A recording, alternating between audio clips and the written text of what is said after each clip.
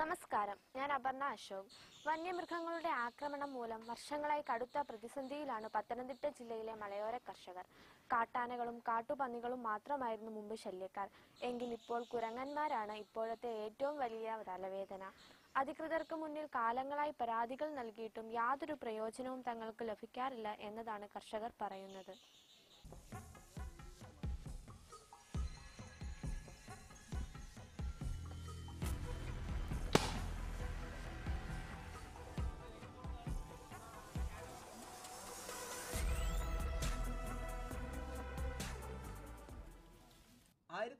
1940കളിൽ ആരംഭിച്ചതാണ് പത്തനംതിട്ട ജില്ലയുടെ മലയോര മേഖലകളിലേക്കുള്ള കർഷക കുടിയേറ്റം.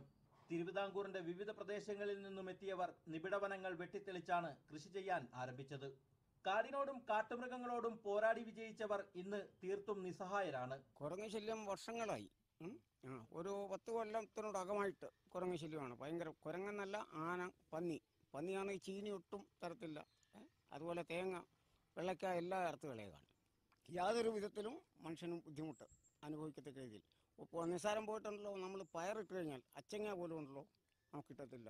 ഏത് പപ്പായ ഉണ്ടെന്നല്ലെങ്കിലും മറ്റുള്ള ഏത് വൃക്ഷഫലങ്ങൾ, വാഴക്കൊലയൊക്കെ ആണെങ്കിൽ പപ്പാതി ആകുമ്പോൾ അതിനെ പറിച്ചു കളയും. ജില്ലയുടെ കിഴക്കൻ മലയോര മേഖലകളിൽ മലനെല്ലും കപ്പയും മുതിരയും കിഴങ്ങുവർഗ്ഗങ്ങളുമെല്ലാം വിളയിച്ച കർഷകർക്ക് വന്യമൃഗങ്ങളായിരുന്നു എക്കാലത്തും ഏറ്റവും വലിയ ശത്രുക്കൾ.